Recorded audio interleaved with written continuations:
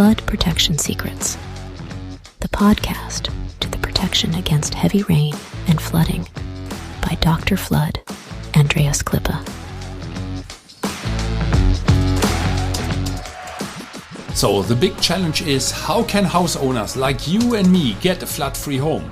How can business managers like you and me get a flood-free company? And how can public servants provide flood-free critical infrastructure and livable cities?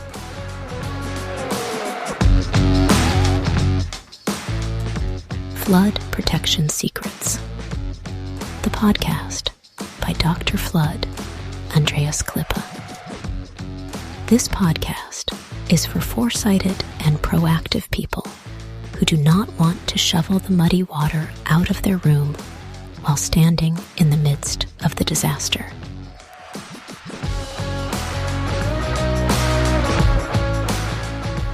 Therefore, those who design and plan, the architects and engineers, need to construct such buildings and cities, and that even when the entire environment is completely flooded. That is a challenge, and this podcast will give the answers. Flood Protection Secrets, the podcast by Dr. Flood, Andreas Klippe. How to protect your home from storm flooding near the coast. That is a topic today. And it's about flooding at a coastline. And people might ask, I'm living inside a country. I'm far away from these coastlines. Am I concerned? And yes, please stay tuned and stay with me because I will tell you later what is a conclusion for you who are not living close to a coastline. At the end of the day, what happened, that there was a recent storm at the Baltic Sea, that is in Northern Europe, and that caused significant damage and increased the risk of future flood events. And the first thing is the Baltic Sea, perhaps for some of you, especially in Asia and other parts of the world, it is far, far, far away. But look around you. Where is your next ocean? Where is your next sea? And in reality, this Baltic Sea is even not a real sea. It is an inland water body with sweet water. And they don't know ebb and flow, whereas the North Sea, of course, knows the ebb and flow. So there's high tide, there's low tide. And this time we have had this high tide at this inland water body at the Baltic Sea. And that was a weather phenomena not observed for many, many, many years and not that strong since a century. So what is the reason for this episode today?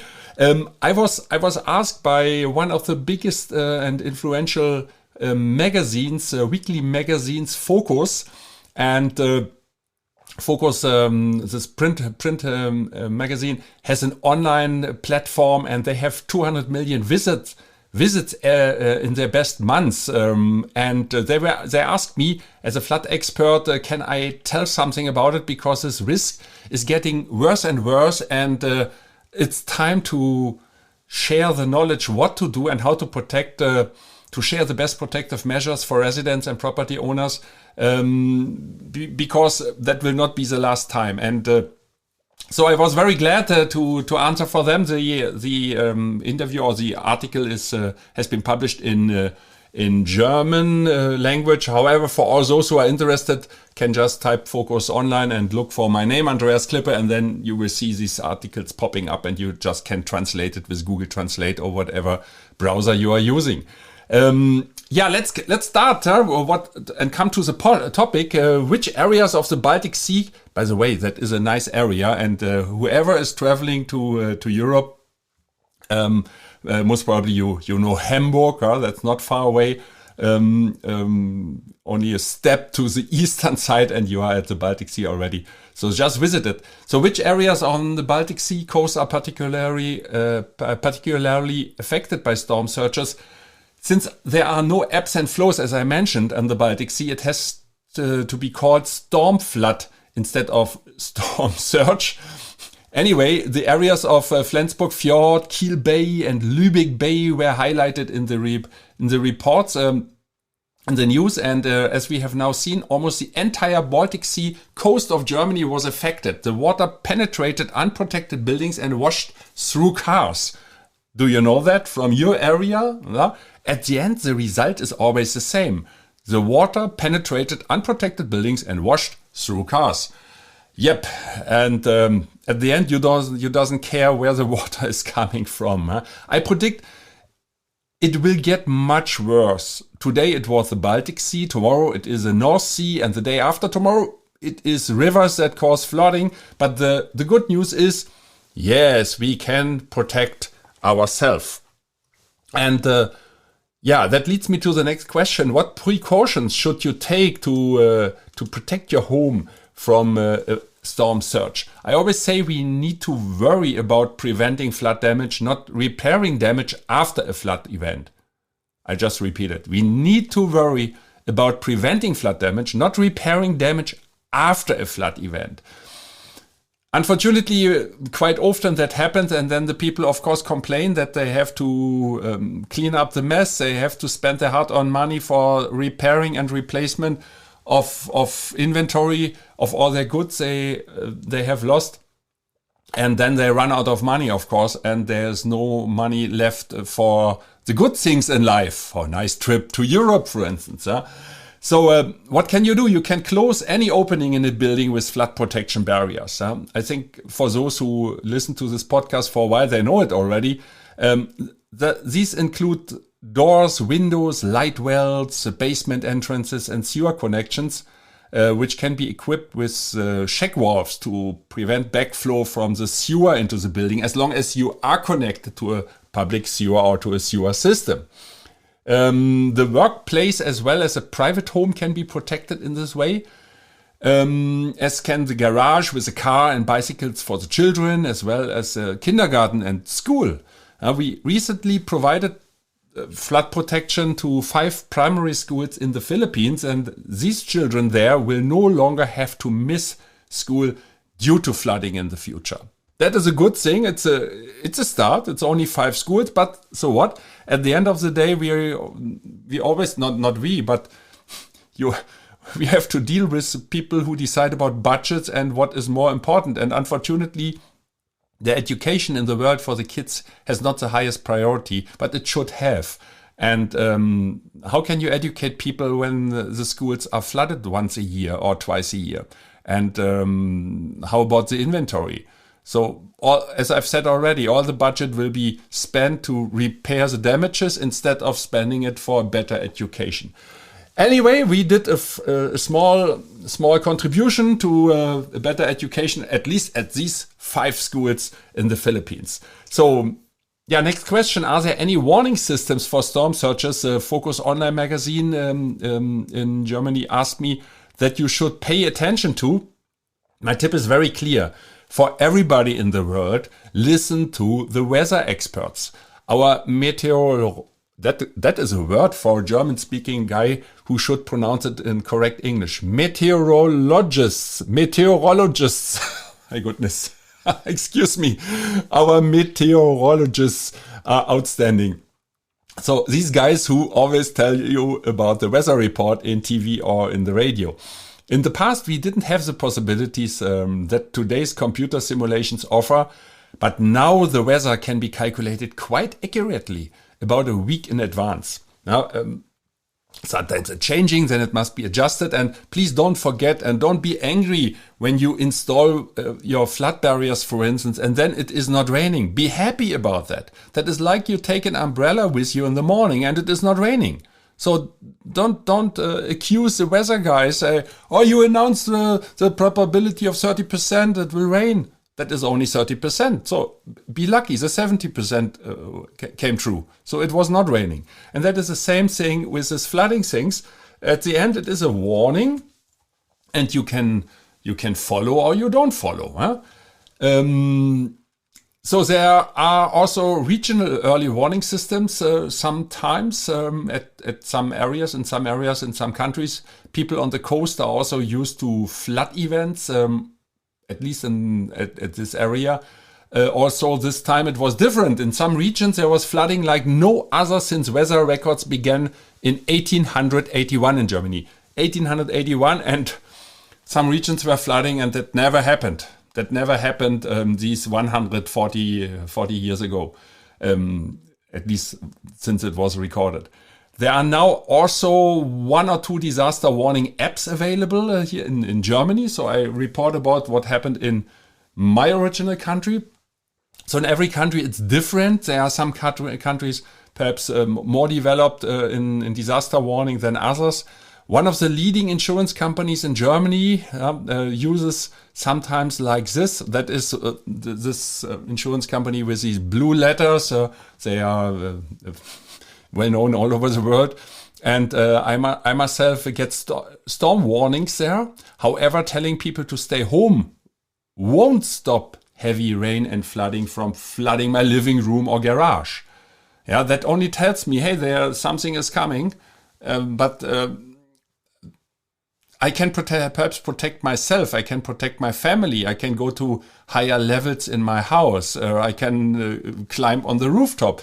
I can leave the house and go to other safer places. But at the end of the day, the rain or the water will still flood my living room or my garage, if that is possible. Yeah.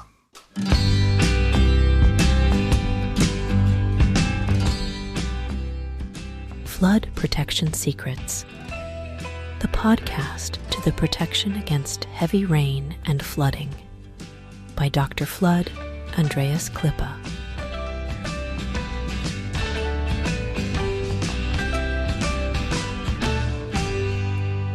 What is the best way to personally prepare if you live in a vulnerable area? So the frequently mentioned sandbags are not helpful at all. I always said that and I repeat it again. Throw them away. They are not helpful. They will not protect you. Don't believe what you see sometimes, because very often the news, they show people already flooded, or and then they show the sandbags. And what you very often can observe is that the water level at the left side of the sandbags is similar to the water level at the right side of the sandbag. So where are these sandbags good for? For nothing. Really for nothing. Don't believe it. And even if people are using them, I must tell it again, very often it's a wrong way. They don't know how to staple them. They don't know that they need several lines, and that the height, the width of sandbags should be at least 3 times of the height. And then it depends how you, as I've said already, how you staple them. But at the end of the day, the water will get through. So it will not help you. Anyway, I actually think that it's really harmful to convince people that they can get such a protection. So get rid of it, please. When it comes to flood protection systems for buildings and critical infrastructure, I differentiate between 4 groups. Let me repeat it here again very quickly. So first group, portable barriers such as demountable barriers or mobile flood barriers. These quickly to install barriers everywhere on the ground, on different grounds. Second group are flood protection doors or gates. Third group, automatic systems. And so all these dropping down, flipping up, sliding systems. So everything what can be done automatically. And automatically means it is triggered by a water sensor, for instance, or you push to a button, or it's not pushing to a button for safety reasons. It's more a dead man's switch. So you turn a key, and as long as you hold your hand on that key and you are continuing to turn, then the barriers will move. The moment you stop your movement for safety reasons, the barrier will also stop. Yeah, to avoid accidents, of course. So that's pretty safe. And the third possibility for these automatic systems, that is remote control. That can be an iPhone, but please don't do that. Even don't consider that. that is so complicated for a private person or private household, only for bigger institutions with control centers, big factories, for instance, or the public transport areas with camera systems and supervision. They should do similar things. Anyway, that is possible. And group number 4, that these are the flood protection glass walls. That can be used. Very beautiful. That gives you a free and not a free view to, for instance, touristic centers, touristic areas. So these are the 4 groups: portable barriers, doors and gates, automatic systems, flood protection glass walls. However, it is important to also consider the buildings and the nature of the foundation. The best flood barriers are of no use if the building wall is not solid, the ground is uneven, or the concrete is crumbling. Yeah, easy to understand. My most important tip to all building owners, now also for all those who are far away from the coastline, that's what I mentioned before, make sure to only use tested and proven flood protection systems. The cheap product from around the corner could otherwise prove to be a very expensive investment in retrospect if it does not do what it's supposed to do. What it is supposed to do: keep water away from your building. Yeah, it looks nice in the shop, but does it work? Does it withstand the water pressure? Is the material thick enough? Of course, one flood barrier is more expensive than another one because the thickness of the barrier, let's say it is made by aluminum. If the thickness is 3 millimeters, or it is only 1.5 millimeters, that makes a difference. Or it is 5 or 6 millimeters. Now 6 is too much. Huh? And of course, that is twice the material or 3 times the material. And of course, the price is higher. Or also the thickness of the barrier itself. So not only the thickness of the metal sheet, but the thickness of the barrier. And if you have a very thin one of, let me say, 20 millimeters, 20 millimeters is 2 centimeters. That is 2 millimeters. That is half of your thumb. No? That is nothing when it comes to flood protection. Or you have 67 millimeters, like what we are using for the IST mountable flood barriers. So that is more than 3 times the stability. And of course, the way how these barriers are manufactured, what the profile, the type of profile plays also a role. So you have the thickness of the metal sheet, you have the thickness of the barrier and the shape. And all these 3 things gives you the safety at the end of the day. That plays a role whether it works or it doesn't work. And of course it is more expensive, but ask yourself one question. How much are you willing to spend for the safety of your family? That is a question. And for the safety of your inventory. Just count the value of all your things in the house and you will be surprised. I did that one time. It was extremely high. Anyway, that was this tip. And one more question. What steps should you take to evacuate safely during a storm surge? That is what the newspaper asked me for the people if there's a storm surge and what to do. So evacuation sites must be safe from floods and heavy rain. By the way, that is very true for all these evacuation centers that I have seen in Vietnam or Indonesia, Thailand, the Philippines. Sometimes they are not. In the Philippines, they use basketball courts. Basketball is a very popular sport in the Philippines. And they use these basketball areas, but there is no preparation. These are only basketball courts. And such places should have enough space for people. Number one, emergency toilets are also highly welcome. And every citizen should be responsible for their own food. It cannot be that the people say, hey, the government, municipality, you must also feed me and give me water. No, my opinion is it's up to you, my dear friend. You must do that by your own, because when you make sightseeing, or you go to the forest here in Europe for leisure, or you visit places and you provide yourself with food and beverages, so you're also able to do that. Why shouldn't you be able to do that for such evacuation scenario?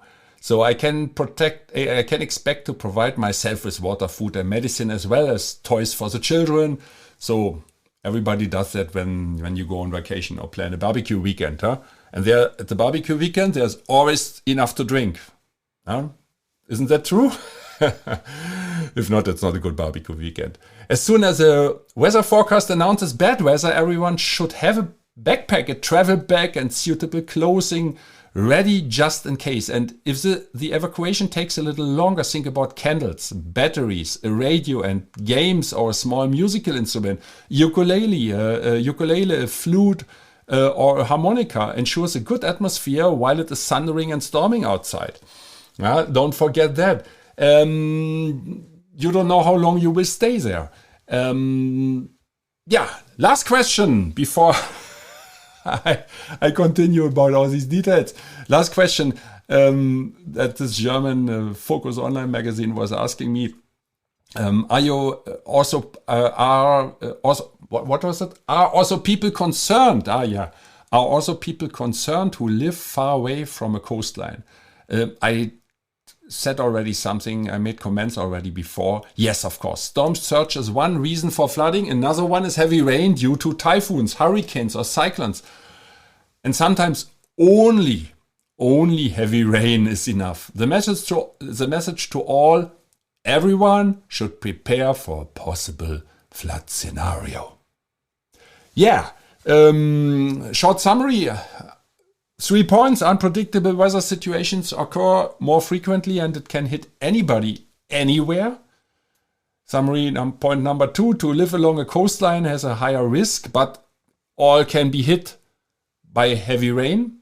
And summary number 3. Better prepare for a possible flood scenario. And don't forget, you're just one flood barrier away.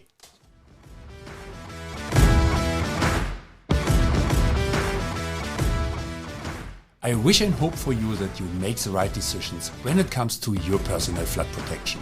And if you enjoyed this episode, please subscribe to this podcast channel if you haven't already. Now it only remains for me to wish you a good day. Do something with it. Maybe until the next podcast episode. I would be very happy. See you then. As always, stay safe and flood free. Your Andreas Klippe and the whole Flood Experts team.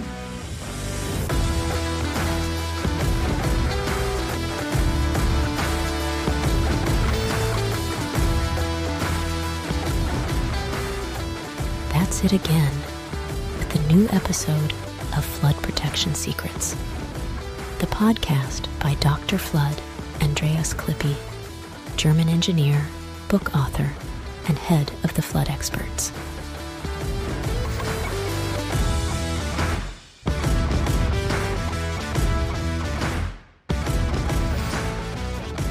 What can Dr. Flood Andreas Klippe protect for you? Anytime? Worldwide? Contact us or just click through to www.floodexperts.de/bonus. Detailed engineering. German quality. Safe. Flood protection secrets. The secrets you'll want to unfold. Don't forget, you're only one flood barrier away. Subscribe to the season, and you'll never be late for an episode.